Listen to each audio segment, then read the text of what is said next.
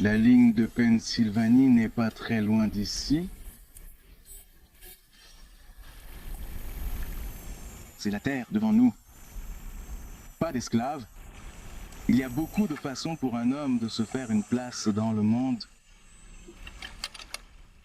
Alors le choix t'appartient, mon pote. Tu parles beaucoup avec ta bouche, mais tu n'utilises jamais ta jambe.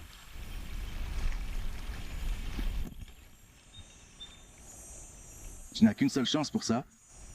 Si tu fais le mauvais choix, ce sera le dernier.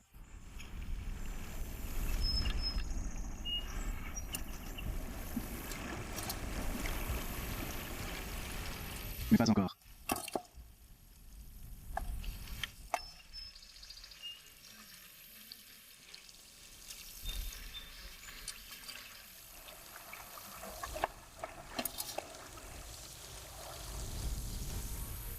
Merde, on a perdu l'initiative. Ces marques en D semblent inquiétantes. Elles pourraient s'avérer fatales pour l'armée. Ce n'est qu'un jour, général. Laissons les hommes se reposer avant la grande offensive de demain matin. Il ne reste plus rien. Des miliciens et des commerçants à Washington maintenant. Ils seront une proie facile. Nous avons affronté le 6e corps hier, mais d'autres existent. Le général Lee a retiré une unité de sa propre ligne. Allez chercher cette division. Où sont les autres? Sans notre victoire écrasante dans la vallée, Grant n'aurait envoyé aucun renfort.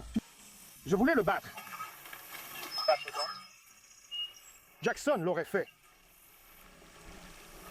Peu importe si le 6e corps est ici ou en route,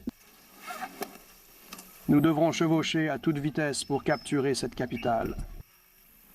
Ça, c'est sûr. Amour de Pennsylvanie.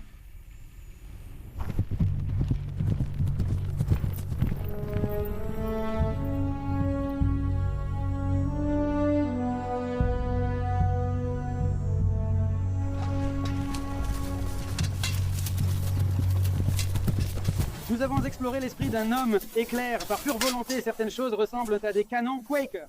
Mieux vaut pas ça, je vous l'assure.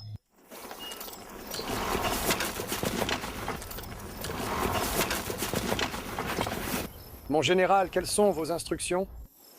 Et notre front face aux défenses ennemies? Les hommes tiendront la position et se reposeront, car nous sommes surmenés. Je vous supplie de me laisser pousser ces hommes et de prendre l'initiative tant que nous l'avons. Laissez-nous au moins prendre les quais pour empêcher leurs troupes de débarquer. Nous pouvons retourner les défenses naturelles de Washington contre eux. Je pourrais déployer mes tireurs d'élite pour sonder la ligne et les forts. N'engagez pas vos forces, pas encore. Dites au général Rhodes de se préparer à une attaque le matin. Nous attendrons que ces hommes soient mieux reposés.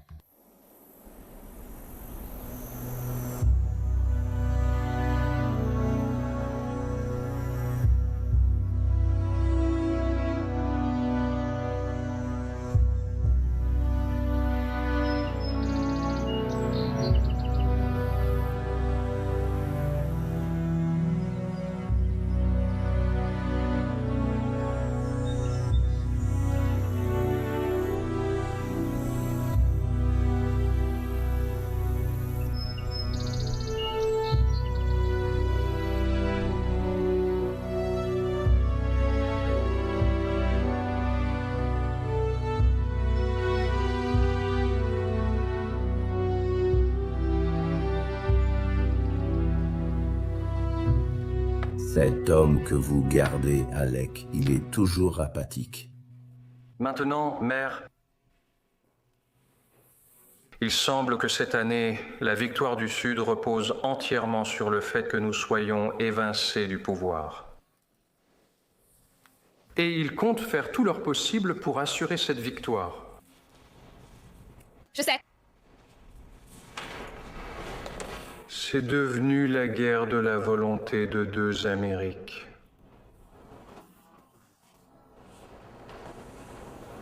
Avons-nous la volonté ?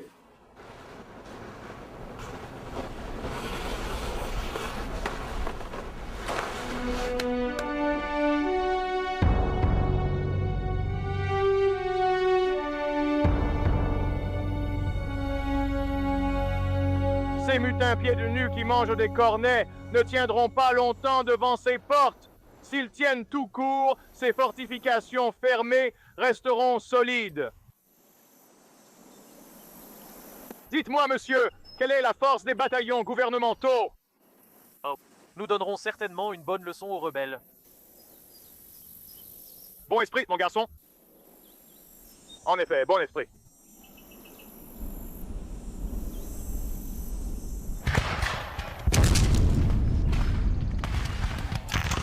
Vénère Rhodes, les travaux à venir sont considérables. Examinez-les à la lumière du jour et lancez une attaque s'ils sont encore faiblement défendus. Le sens de votre attaque dépendra du caractère que vous servez maintenant et de quoi...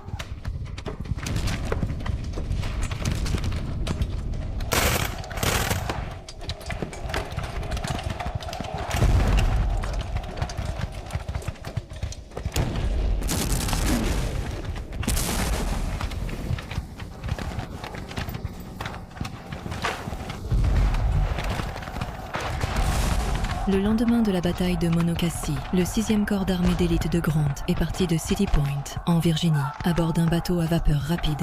36 heures plus tard, les renforts ont débarqué au quai de la 6e rue et ont marché directement vers les fortifications défensives du Capitole. Qui commande ces troupes? Monsieur, formez immédiatement vos régiments. Un guide vous conduira vers Brightwood sur la route de la 7e rue pour une attaque imminente. N'attendez pas vos chevaux. Oui, à votre droite. Combien de soldats êtes-vous? Nous en avons quelques dizaines, moins de 15 000. Ça suffira, mademoiselle. Hourra, hourra pour le 6e.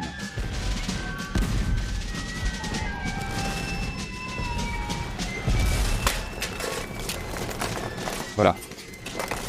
Je suis vraiment désolé, monsieur. Ces rebelles vous ont fait peur? Puis-je vous confier un secret? Ils m'ont fait peur aussi. Voyez-vous ces hommes qui me suivent? Ils ont effrayé les rebelles comme ça. Et en peu de temps, ils auront disparu.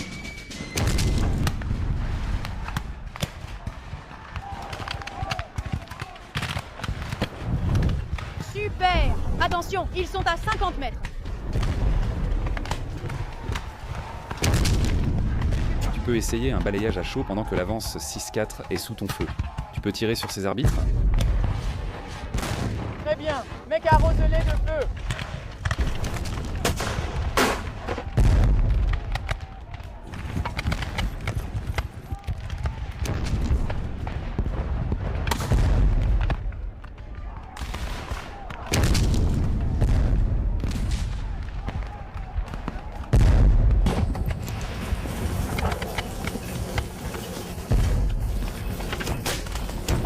Holmis, nous vous avons, monsieur. En effet, Jim, en effet. Je veux que tu découvres la nature du bataillon du président. Je veux faire sortir son homme d'ici, présenter mes compliments. Oui, monsieur. Ce que vous obtenez est ensuite amené à l'arrière. Je ne veux pas perdre et me faire mal. Comment devrions-nous nous déployer? Allez-y maintenant. Très bien, monsieur. Très bien, allez, vas-y, mec.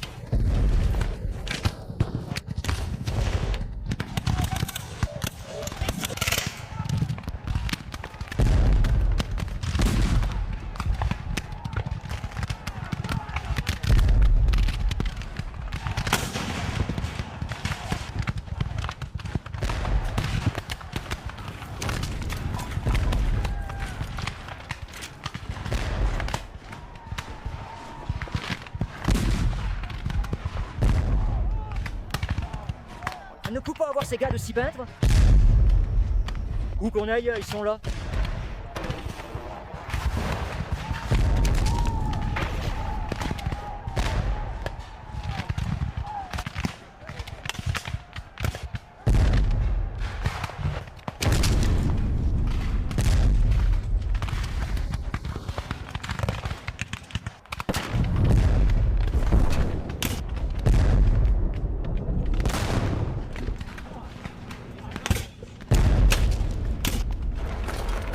Ouvrez le passage au président.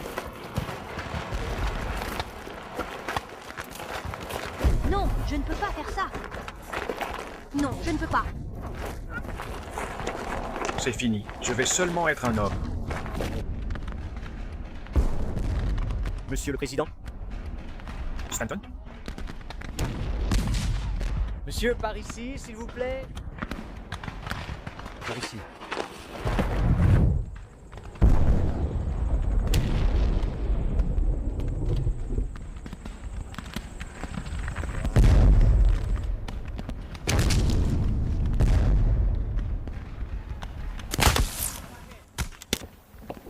Qu'est-ce que j'ai heurté? Rien.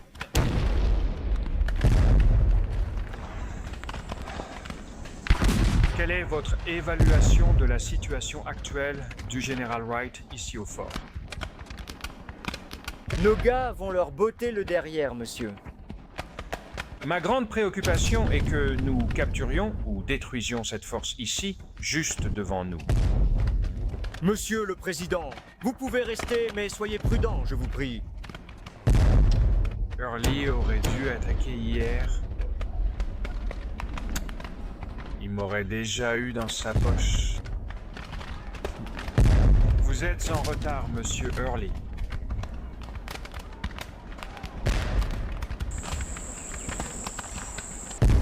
Gardez la tête baissée et visez bas, les gars. Les balles rouges peuvent commencer à arriver à tout moment, depuis les bois, John. Merci, fiston. Ça ira pour moi.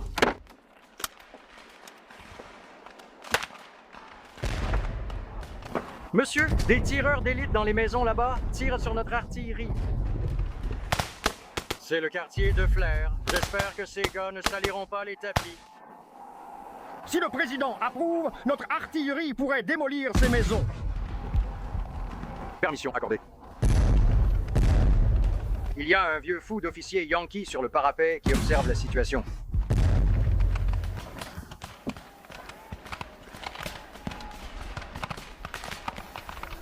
Eh bien, ils ne sont pas armés.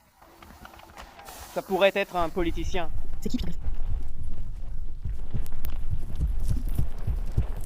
Général Wright, j'ai l'intention d'assister au moins à une bataille où mes soldats se battent.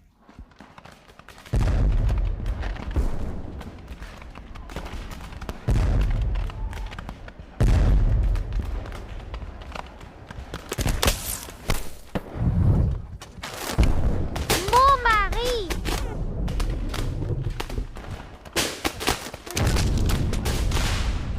Mets-toi un peu au travail, bon sang.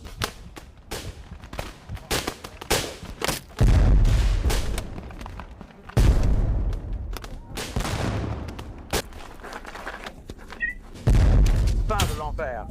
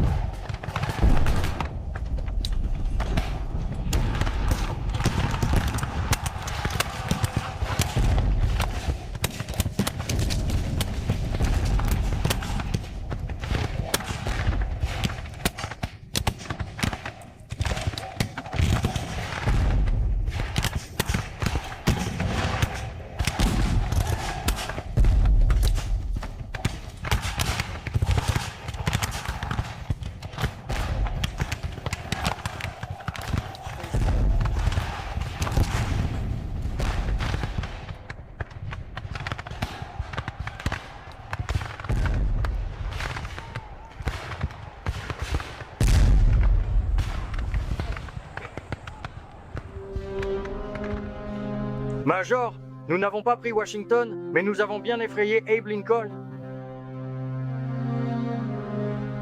Le général Early, après la défaite aux portes de la ville de Washington, a été contraint d'abandonner sa position. Il a emmené ce qui restait de son armée en retraite, a retraversé le fleuve Potomac et s'est replié en sécurité en Virginie. Les soldats de la vallée restaient aux gardiens et attendaient la prochaine attaque, mais le rêve était en train de s'effondrer sous nos yeux.